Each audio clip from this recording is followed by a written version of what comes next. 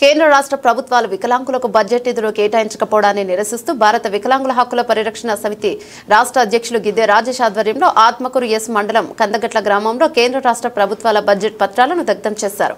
సందర్భంగా భారత వికలాంగుల హక్కుల పరిరక్షణ సమితి రాష్ట్ర అధ్యక్షులు గిద్దె రాజేష్ మాట్లాడుతూ కేంద్రంలో బడ్జెట్ ప్రవేశపెట్టిన కేంద్ర మంత్రి ఆర్థిక నిర్మలా సీతారామన్ బడ్జెట్లో వికలాంగులకు నిరాశను మిగిల్చితే రాష్ట్రంలో బడ్జెట్ను ప్రవేశపెట్టిన రాష్ట్ర ఆర్థిక మంత్రి బట్టి విక్రమార్క బడ్జెట్లో వికలాంగులకు భరోసా లేకుండా చేశారని, కేంద్ర ప్రభుత్వం వికలాంగుల సాధికారతకు 2024-25 బడ్జెట్లో 1225.27 కోట్లు కేటాయించింది. గత సంవత్సరం బడ్జెట్తో పోలిస్తే 2.2% 0.02% పెంచింది. 2016 వికలాంగుల హక్కుల పరిరక్షణ చట్టం ప్రకారం బడ్జెట్లో 5% నిధులు కేటాయించాల్సి ఉన్న వికలాంగుల కోసం అమలవుతున్న సంక్షేమ పథకాల కోసం కేవలం 615.33 కోట్లు కేటాయించి చేతులు దులుపుకుంది. దీన్ దయాళ్ వికలాంగుల పునరావాస పథకాన్ని ఆర్భాటంగా ప్రచారం చేసుకున్న కేంద్ర ప్రభుత్వం బడ్జెట్లో నిధులు మాత్రం పెంచకుండా 165 కోట్లు కేటాయించి చేతులు దులుపుకుందని వికలాంగుల క్రీడాకారులను ప్రోత్సహిస్తున్నామని ఒకవైపు చెబుతూ మరొక వైపు నిధులు మాత్రం 76 కోట్ల నుండి 25 కోట్లకు తగ్గించడం అన్యాయమని, ఇందిరాగాంధీ నేషనల్ డిసేబుల్డ్ పెన్షన్ పెంపు కోసం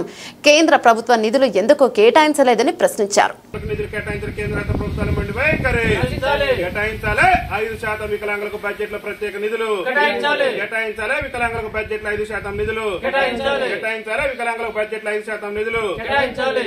ఈ రోజు భారత వికలాంగుల హక్కుల పరిరక్షణ సమితి ఆధ్వర్యంలో ఏదైతే కేంద్ర ఆర్థిక శాఖ మంత్రి నిర్మలా సీతారామన్ గారు ఈ మధ్య కాలంలో ప్రవేశపెట్టినటువంటి బడ్జెట్ లో వికలాంగుల సమాజానికి మరి నిధులు కేటాయించకుండా నిరాశ మిగిల్చడం పట్ల భారత వికలాంగుల హక్కుల పరిరక్షణ సమితి రాష్ట్ర కమిటీ పక్షాన మేము పూర్తి స్థాయిలో ఖండిస్తూ ఈ రోజు ఏదైతే కేంద్ర మంత్రి నిర్మలా సీతారామన్ గారు నరేంద్ర మోడీ గారేమో దీన్ దయాళ్ పునరావాస పథకాన్ని గొప్పలు చెప్పుకునే ప్రయత్నం, దేశం మొత్తం కూడా మేము వికలాంగులకు అది చేస్తున్నాం ఇది చేస్తున్నామని గొప్పలు చెప్పుకునేటటువంటి ప్రయత్నం చేస్తున్నారు. మరి కేంద్ర ప్రభుత్వం ప్రవేశపెట్టినటువంటి బడ్జెట్ లో ఆ యొక్క పునరావాస పథకానికి సంబంధించినటువంటి దాంట్లో కూడా నిధుల కేటాయింపులో కేంద్ర ప్రభుత్వం నిర్లక్ష్యం వహించి వికలాంగుల సమాజాన్ని చిన్నచూపు చూస్తుంది. గతంలో వికలాంగులను క్రీడా రంగంలో ప్రోత్సహిస్తామని ప్రోత్సహిస్తున్నామని చెప్పేసి నరేంద్ర మోడీ ప్రభుత్వం గొప్పలు చెప్పుకుంటుంది.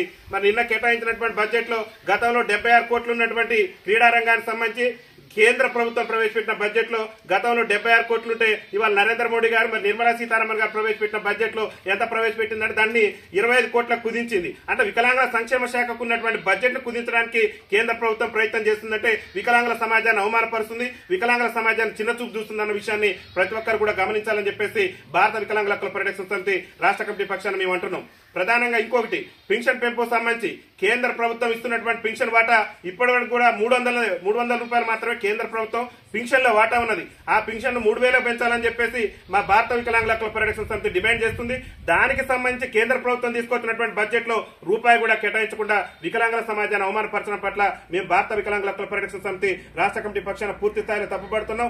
అట్టడుగు నుండి ఈ సమాజంలో 76 ఏళ్ల నుంచి కూడా రాజ్యాధికారానికి దూరమై దుర్భర జీవితాలు గడుపుతున్నటువంటి వికలాంగుల సమాజానికి బడ్జెట్ లో నిధులు కేటాయించవలసినటువంటి మరి ప్రధానమంత్రి నరేంద్ర మోడీ ప్రభుత్వం ఉన్నటువంటి నిధులనే కుదించేటటువంటి ప్రయత్నం చేయడం అనేది చాలా దుర్మార్గమైనటువంటి ప్రయత్నం అని చెప్పేసి మేము భావిస్తూ ఇవాళ కేంద్ర ప్రభుత్వం ఏదైతే బడ్జెట్ పెట్టిందో ఆ బడ్జెట్ పత్రాలను కూడా దగ్ధం చేస్తున్నాం. ఇక మన రాష్ట్ర ప్రభుత్వం విషయానికి వచ్చేసరికి రాష్ట్ర ఆర్థిక శాఖ మంత్రిగా ఈ రాష్ట్ర ఉప ముఖ్యమంత్రిగా ఉన్నటువంటి బట్టి విక్రమార్క గారు ఏం చేసిందంటే, బట్టి విక్రమార్క గారు గతంలో ఓటాన్ అకౌంట్ బడ్జెట్ లో భరోసా ఇవ్వలేదు, మరి ఈ బడ్జెట్ లో అన్న భరోసా ఇస్తారని చెప్తే ఈ బడ్జెట్ లో కూడా బట్టి విక్రమార్క గారు భరోసా ఇవ్వకుండా మరి కాంగ్రెస్ పార్టీ చెప్పింది అసెంబ్లీ ఎన్నికల ముందు ఏం చెప్పిండు, ఆనాడు పిసిసి అధ్యక్షుడు ఉన్నటువంటి రేవంత్ రెడ్డి గారు మేము అధికారంలోకి వస్తే వికలాంగుల పెన్షన్ 6000 చేస్తాం, ఖచ్చితంగా ఇది 100 రోజుల్లోనే మేము గ్యారంటీలలో ఇదొక భాగం మేము దీన్ని అమలు చేస్తాం అన్నారు. వికలాంగులకు ఉచిత రవాణా ఇస్తున్నాడు, వికలాంగుల బ్యాక్లాగ్ ఉద్యోగాలు భర్తీ చేస్తున్నాడు. మరి ఏమయ్యా రేవంత్ రెడ్డి గారిని అడుగుతున్నాం, ముఖ్యమంత్రి గారిని అడుగుతున్నాం, మీరు ప్రవేశపెట్టిన బడ్జెట్ లో ఈ రంగానికి సంబంధించి మీరు చేస్తున్న హామీలకు సంబంధించి ఎందుకు నిధులు కేటాయించలేదో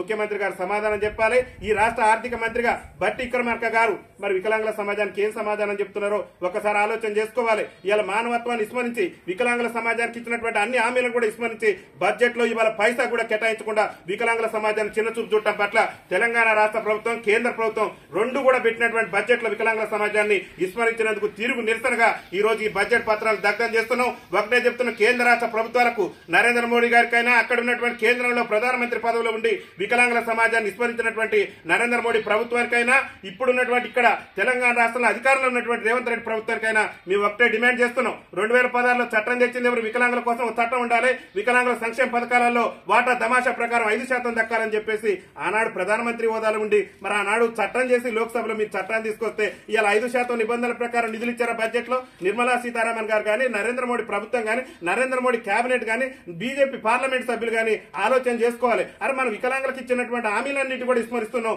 వికలాంగుల సమాజాన్ని మోసం చేస్తున్నాం చెప్పేసి ఇవాళ వాళ్ళు ఇప్పటికన్నా కనువిప్పు కలిగి వికలాంగుల సంక్షేమ శాఖకు ప్రత్యేక బడ్జెట్ ను కేటాయించేందుకు అంటే బడ్జెట్ పత్రాలను ఒక దేశంలో కేంద్ర ఆర్థిక మంత్రి ప్రవేశపెట్టినటువంటి బడ్జెట్ పత్రాలను దగ్ధం చేసే దుస్థితి దేశంలో ఉందంటే మరి ఈ సమాజం ఎడిపోతుంది, ఈ దేశం ఎడిపోతుందో ఒక్కసారి ఆలోచన చేయాలని చెప్పేసి భారత వికలాంగుల హక్కుల పరిరక్షణ సమితి రాష్ట్ర కమిటీ పక్షాన మేము కేంద్ర రాష్ట్ర ప్రభుత్వాన్ని డిమాండ్ చేస్తూ రేవంత్ రెడ్డి గారు కూడా చెప్తున్నాం, హామీలన్నీ 3 నెలలు అమలు చేస్తాం, మేము మొత్తం కూడా 100కి మేము ఇచ్చిన గ్యారెంటీలు 6 గ్యారెంటీలన్నీ కూడా అమలు చేస్తున్నాం. 6 గ్యారెంటీలు కాదు అసలు గ్యారెంటీ అమలు చేయమంటున్నాం. ఏం అమలు చేస్తున్నాం అంటే 6 గ్యారెంటీల్లో భాగంగా వికలాంగుల సమాజానికి ఇస్తున్నాను 6,000 పింఛన్ ఇవ్వాలి, మా వృద్ధుల ఎవరైతే మా వృద్ధులు ఉన్నారో మా పెద్దలకు ఇస్తున్నటువంటి 4,000 రూపాయల పింఛన్ కూడా తక్షణమే ఇవ్వాలి. అదేవిధంగా మా వితంతు సోదరులు ఎవరైతే ఉన్నారో భర్తను కోల్పోయి దిక్కు లేక మరి అలా ఉన్నటువంటి మా వితంతు సోదరులకు కాంగ్రెస్ పార్టీ మేనిఫెస్టోలో చెప్పిన విధంగా 4,000 రూపాయలు ఇవ్వాల్సిందే. ఈ పింఛన్లు ఇవ్వకుండా బడ్జెట్ ను సవరించి ఖచ్చితంగా వికలాంగుల సమాజానికి దమాషా ప్రకారం రావాల్సిన 5% బడ్జెట్ ను కేటాయించకుంటే మాత్రం రాష్ట్ర వ్యాప్తంగా ఆందోళన కార్యక్రమాలు ఉధృతం చేస్తామని చెప్పేసి కూడా హెచ్చరిస్తూ ఈ యొక్క బడ్జెట్ పత్రాలను దగ్ధం కూడా చేస్తున్నాం.